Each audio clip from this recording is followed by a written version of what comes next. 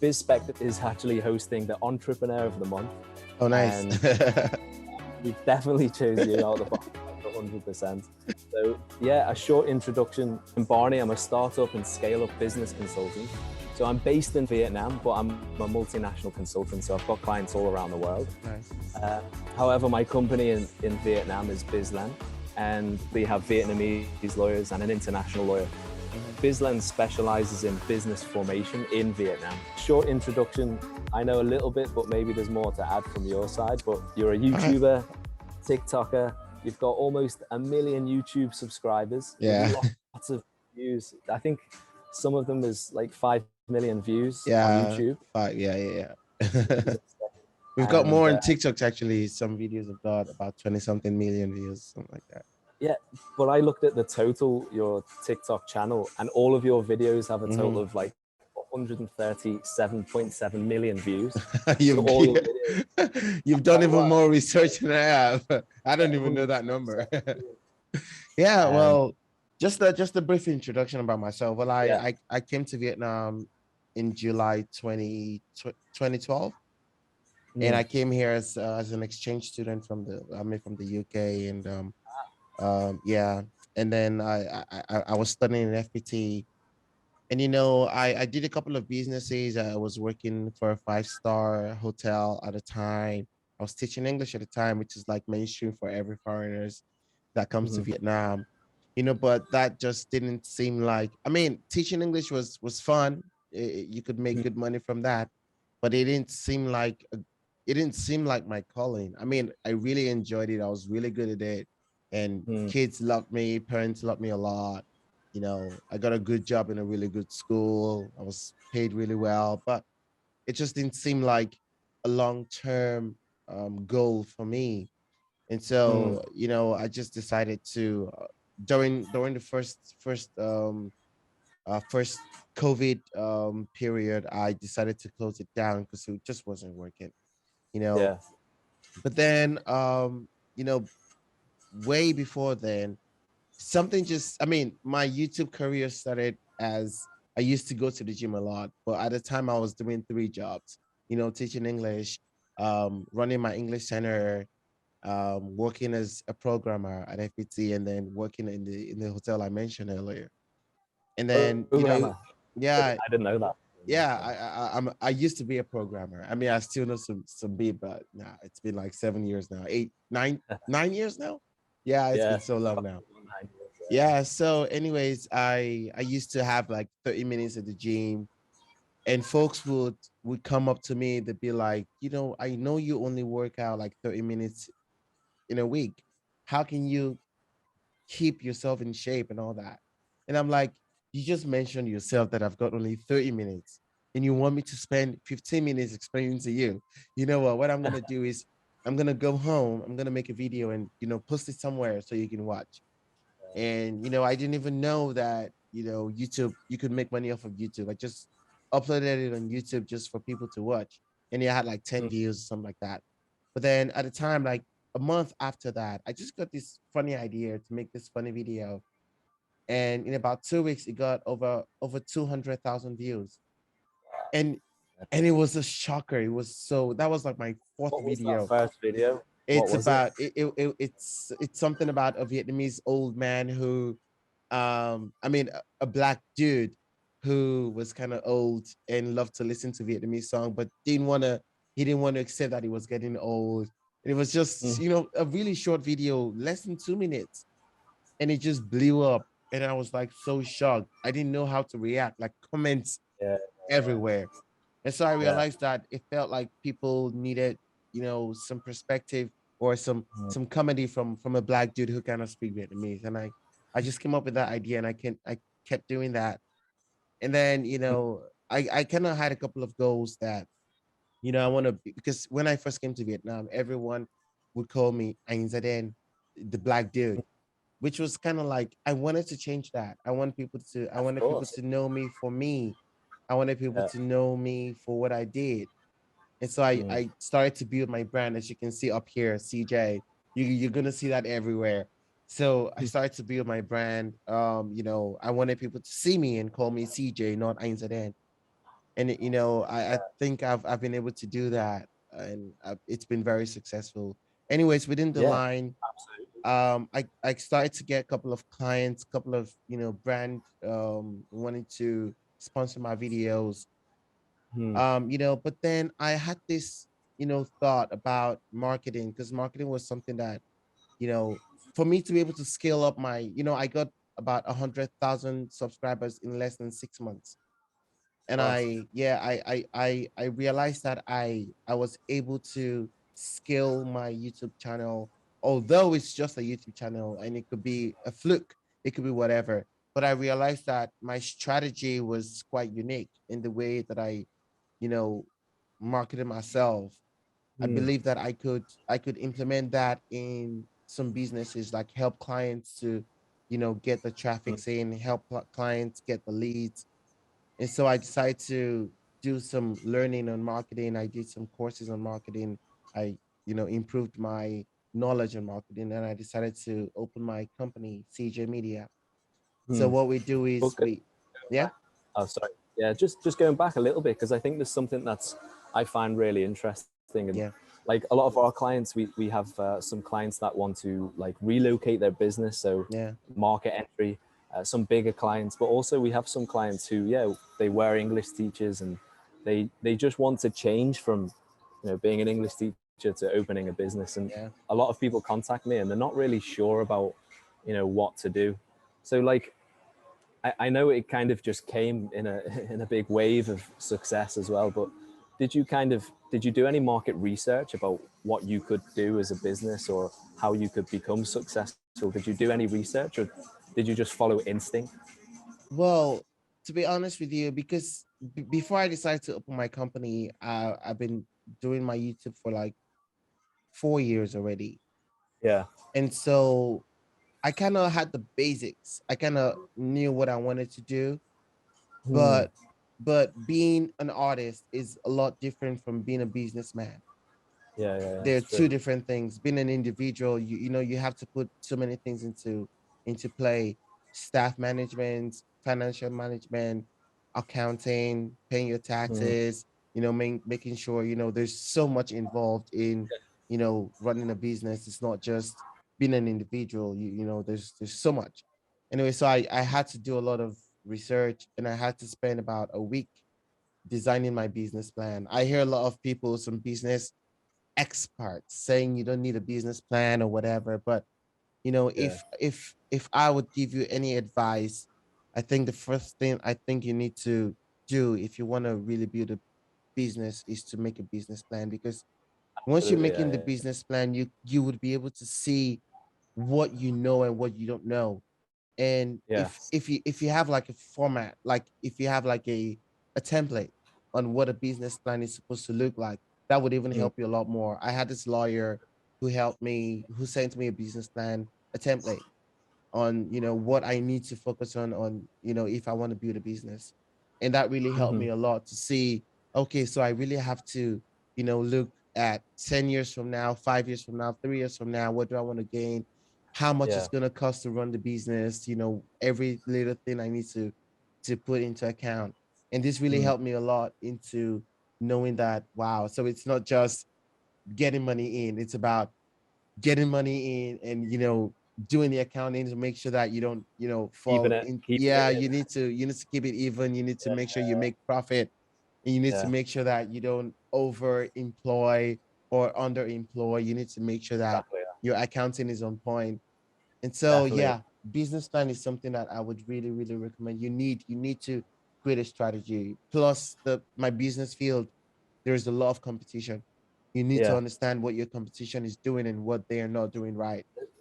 It's a Yeah, good point, and it's actually it's one of the biggest mistakes I see in entrepreneurship as well. It's not just the business plan, but pre-business plan. yeah, Also, you've got to have really good market research, right. and a lot of people skip this.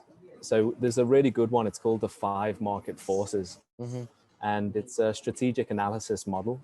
So it's fundamentally taught in business schools, but it works so well. And I think even before the business plan, this is really important for a lot of Right. people.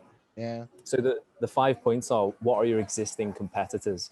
Mm-hmm. So you've got to understand, do you have a fighting chance, and what's your USP? Because Right. if you don't have a strong USP, unique selling point, then you're going to be competing with prices. So let's say if you open a cafe and there's a competitor next door, you're going to be fighting against your price Right. if you're the same. But if you have a better USP, it doesn't really matter about your price, because Right. obviously you have a more unique product or Right. service. Right. So the Right. first one is existing competitors. The second one is new entrants. So you've got to think about new competitors coming into the market. Mm-hmm. Mm-hmm. The third one is substitutes. Okay. You've got to think about, like, for example, airlines. There's an issue with, like, for example, Zoom. People do a lot of meetings online now, so there's Right. less business meetings. Right. I'm sure airlines didn't think about this as an issue, but I'm sure their business clients have actually reduced, obviously with COVID, but even in the future, a lot of people are Right. doing meetings online. So that's substitutes, that's actually different models. Mm-hmm. And then the fourth one is bargaining power of suppliers. So this is obviously different if you're a service provider, because Yeah. you don't have suppliers, but I'm just sharing it anyway. But if you have a product, then you have bargaining power of suppliers, and also bargaining power of your buyers. Mm. So if a buyer has lots of other alternatives to choose from, they have more bargaining power. So even with, like, entertainment like you, Mm-hmm. is there other places to go for this type of entertainment? I don't think so. I think you've got an amazing USP, and I Yeah. think, like, it's like super cool. It's super fresh, and even, like, for new entrants, I don't think there's many new entrants coming in, or it would be very difficult We had to a lot compete. that tried, but they couldn't do it.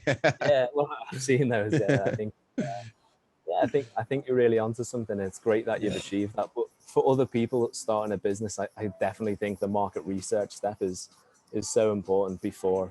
Right. Actually, Especially when you are running a business in a foreign country, you need to really understand the market, because you might be thinking that you've got a really good idea or a really good business idea, but you need to understand, the clients in Vietnam, or yeah, how they react to market changes, how they react to new products. You really need to understand the market.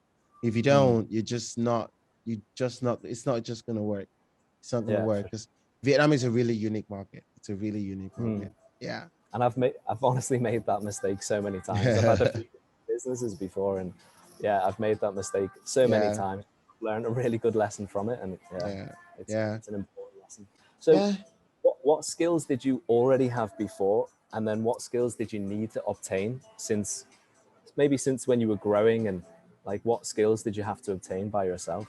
Okay. So my company is not only based on making videos. So what we do is we develop a huge marketing plan for clients. We focus on small businesses and yeah, middle range businesses, but mostly small businesses. So we need to design a marketing plan for them, and we need to also, um, implement the plan as well and make sure. Plus, there's another funnel that we need to go through, which is distribution. So it's making the business plan, implementing the business plan, and distribution. And so this was something that I didn't really I had good skills of being creative, creating content and stuff like that. But my skills for marketing was pretty limited. So I needed to, like I mentioned earlier, that I needed to, you know, sign up for some courses, marketing courses, and to be able to learn on what the key components are when you're trying to be a marketing consultant, like I am. Mm. And so And yeah, that yeah, that really that really helped a lot. Plus, mm, I know what my strength and my weaknesses are. I'm really, really bad at staff management. I'm mm. terrible at staff management. So I had to get someone who could help me with that. You It's a know, smart way of doing it. I yeah, think you have to know your weaknesses and just right, hire someone good. right.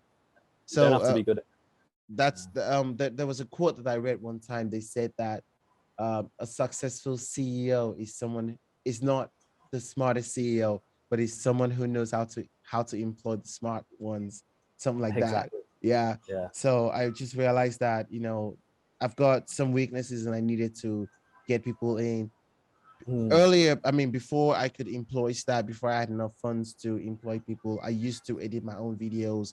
I used to meet clients myself, which was, it was tough, but at the Yeah. end of the day, I had to make sure I employed people that could, go on my And behalf and get the key points and meet clients and, understand the products and stuff like that. Because we had to do a lot of products or services,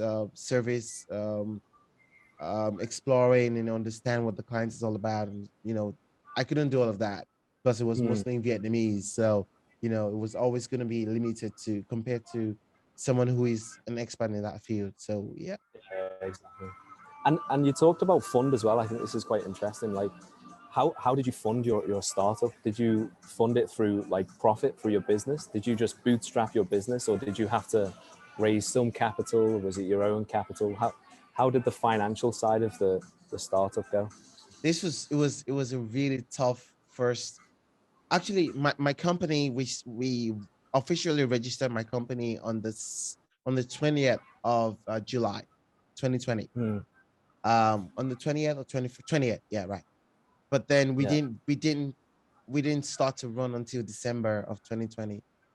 I mean, Okay. officially, because I tried for the first 3 months, but I just couldn't pay my staff salary. I didn't have enough funds for that. I made a lot of mistakes. I overemployed. We didn't have clients yet, but I was using my own funds to pay. I had to take care of my daughter, I had to take care of my wife, I had to take care of my house, Yeah. myself as well, plus like 6 other staffs as well, which was like too much for me to handle at the time. So I just stopped everything at a point. And then in December, I took off some time to learn a little bit more about business and all that. And then I started to bring people in one at a time. First person I employed was human resources management. I was the first person I employed, and then a business manager, someone who could help me with the business and the whole It's the idea. most important thing. They Yeah, say and so the three most important things. It's people, yeah, product, yeah, and profit. yeah, right, Because right, even if you have like a difficult time in your business, and yeah, maybe obviously your funds are low. Even with this COVID, for example, if people are number one, then those people are still going to fight, to right, survive, right, work right, hard. right. So I always say people, product, then profit is the Yeah, top three and priorities. and that really worked for me. And I think at the time, because I also had to invest in, because we're a media company, all of my Yeah, staffs needed really good computers, and that was a huge. It was a huge setback for me because I literally couldn't afford. I could only buy really good computers for my editors, and that was yeah, it. The other staffs, they had to make do with their own laptops and stuff like that, which was a kind of like, it was not so nice for the staffs. But eventually, I had to save up. I got to save up enough money, and but thank God for COVID. Now all of my staffs right now are working online, so it kind of like helps a lot. And I get to yeah. employ staffs that already have their own computers, which kind of like really reduces my the The expenses, but costs at the same overhead. time, it increases the profit a lot more. Yeah, COVID really helped I me think it's realize that I was always scared of, letting my staffs work online, because I'm yeah. I'm I'm I'm already someone who is really terrible at managing staffs. Now letting them work online and not coming to the company, it's like I don't know how I was gonna do it, but eventually it just worked somehow. Yeah, I think this is a permanent change. A lot of my employees as well are all over Vietnam, so I yeah, have some in Hanoi and Saigon. It's definitely a permanent change in yeah, regards to having yeah, staff work from home, and also you save costs on your office. And I actually think it's a better work-life balance as well for the yeah, employees. My yeah, employees yeah, like it a lot more. And yeah. so I'm in sunny Phu Quoc, and I'm still working. Yeah, I'm happy with it as well. Yeah.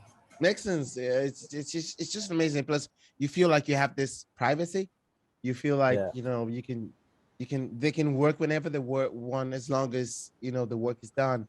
And I feel Mhm. like they have their private life as well. Plus, I realize that the time at which they take to commute from home to work, they spend about an hour a day to commute from work and back home. And I'm like, it's a lot of time saving, and they can actually spend that time working instead of in the commuting. cities, Hanoi, Yeah, Saigon, yeah, traffic yeah. stuff. It's crazy, crazy, crazy. And knowing what you know now, is there anything that you would have done differently when you first started out? Well, definitely, I wouldn't say I regret, because Yeah, if I didn't have those, experiences, then I wouldn't be what I am today. yeah, But definitely, if I had known, I would have first of all let all my staffs work online. you know, yeah. let them work online, all of them, except my personal assistant. But yeah, just jokes apart, I think there's, you know, like I said, the first 3 months it was a mess. Pardon my language, Mm, but it was a real mess. But then, thank God that I didn't invest too much. mm. It was just a mess in terms of operation, not like financial. And You know, that's something. Do you know what an MVP is? Minimal viable product. So minimum you've viable partner. subconsciously or Okay. consciously you've created an MVP, and Mm-hmm. an MVP is it's where you create a business or a service at the lowest cost possible, and you Mm-hmm. just have the fundamentals that you need. Most businesses, you don't actually, your original business plan doesn't continue forever. You normally Yeah. do the build, measure, learn. So you build Right. something, you measure it, and then you learn from it. And then Right. once you've learned, you either pivot or persevere. So maybe if it's not going well, then you can just pivot easy because you haven't invested loads of Right. money. Like Right. you Right. end Right. Right. like I just use this model, pivot or persevere. And yeah, that's why I think a lot of people who invest a lot into maybe a brick and mortar business, like a Mm-hmm. restaurant or a cafe. Mm-hmm. It's quite a big risk. They've Yeah, invested a lot. You because can't it's really really pivot. hard to pivot. Yeah, exactly. So Yeah. how many times did you pivot or did you persevere? Oh man, Did you I would say my business plan. I've had like my seventh version already of Yeah, my that's good business plan. though. Yeah, Yeah, I've had my seventh version already, because yeah, you just sometimes you think this is gonna work, sometimes yeah. you think you know this is the way to go, but then you realize that the market just doesn't work for it, the way the market works. Yeah. but then i but then I feel like you get to learn. I've not really had to pivot too much. I've Mm, not really what I've had to do was introduce new products, introduce yeah. new income streams, but I still have the key products that I or the key services that I provide. But I've Yeah. had to bring in new income streams, because I realized that due to COVID, clients are not wanting to invest a lot into marketing because they're not having their clients, they're not making money, so Yeah. they Yeah. don't want to invest into marketing. People won't believe, but my YouTube channel is only about 5%, about 7% of what we make in total in my company. Oh, really? Yeah, my YouTube channel is it's a really my TikTok is about a percent of it. Probably not even up to a percent. So what we do is we have the um creating the marketing plan. So that is where you have to learn a lot about the target client of the customer. You have to learn about the the product itself or the services of the clients, and then you build a business strategy, a marketing strategy off of that. And then Yeah. the second stage is production. So you have to produce materials to be able to implement the plan that you've. So that's like making videos, doing photo shoots, Mm, connecting with KOLs and stuff like that, whatnot, so many things. And then we have the distribution phase, which would be posting the videos, running marketing campaigns, Google ads and whatnot, all of those things. That's the distribution phase. These are the main things that's where the main income comes from. So it's yeah. not just my YouTube Created like channel. a media ecosystem. It's Yeah, like all yeah, interconnected. that's Really right. cool. That's right. So we've got this. It's like a web, like a spider web. of which, you know, we make sure that every channel is kind of connected with each other, and we create this, you know, this ecosystem like you mentioned. Yeah, that's really cool. It's interesting to know because I actually thought that was your main income stream, which Nah, is, nah, nah. I mean, that would be and my personal income stream. But talking about CJ Media as a company, it's a yeah, really tiny part of it. yeah, that, Yeah, that makes sense, definitely. yeah. And how about the actual formation of your company? So obviously we've heard how you've set it up and kind of Mhm. the flow of going from idea to reality. Yeah. But then how about like legally formatting your business in Vietnam? Oh, How was it? oh. So, well, basically, when I was trying to set up my company, I realized that it was going to be a little tough. As a Hmm. foreigner trying to build up a company here in Vietnam. But I was lucky that I married to a Vietnamese, so I just, Yeah. you know, just let my wife, you know, stand in it. Just, but she doesn't know nothing about the company. She doesn't, you know, she just, I'm basically the representative. I'm the managing director, and I sign all the documents, but the company is in her name. That made Yeah. things a lot easier, but then Yeah. sometimes I feel a little bit insecure, but it's good. It's okay. It's okay. You know, Yeah. you just have to make sure that if you're a foreigner and you cannot afford you know, opening up a company in 100% in your name, I think you could work with some Vietnamese people who could, you know, help you with that.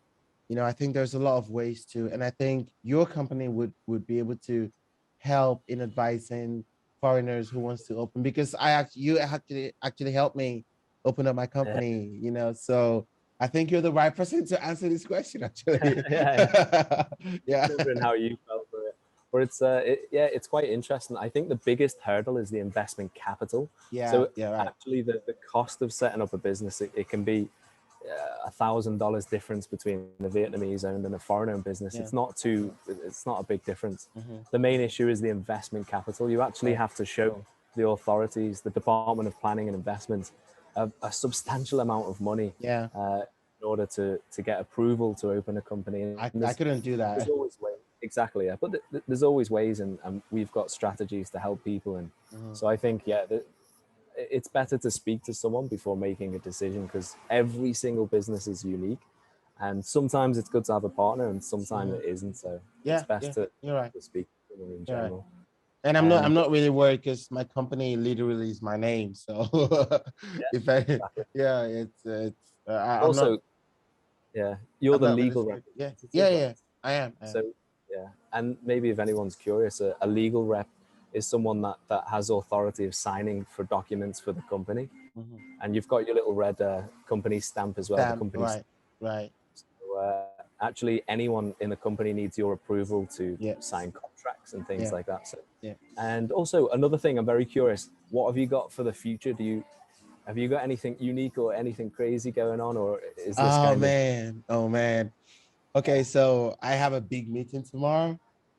This is just something I didn't know you were gonna ask, but anyways, there was this a client of mine who wanted to sign up for some marketing packages. Mhm. She introduced me to this guy who runs this business, offline business. Oh, sorry, my daughter just came in. That's okay. Yeah, Yeah. give me a second. Give Oh, me a second. yeah. 2 hours later. Okay, sorry, sorry about That's that. all right. It's all right. And Yeah. it's actually a question. One of the questions is like, how have your priorities changed over time? Because obviously you've got a family. Have you found Oh it my like God. difficult to manage, or how It's has that been? tough. It's tough trying to Yeah, balance between family life. I think that's one of the reasons why I said I need a marriage counsel, bro. yeah. Yeah, yeah. But I was talking to you about this my plan for the next for the future. Um so this man, he was here right here in my office, and then Mm, he was listening to me talking to the client, and then he really enjoyed the way that I work with her, and he runs this business. It's called Zota Lucky. They have three different branches: fashion, bespoke mm, fashion. They've got the accessories, and they've got the last one is the Zaten product. So now I'm nice. gonna be holding 30% Wow. of the whole company. and Congrats. I'm gonna be the basically the marketing director for the company.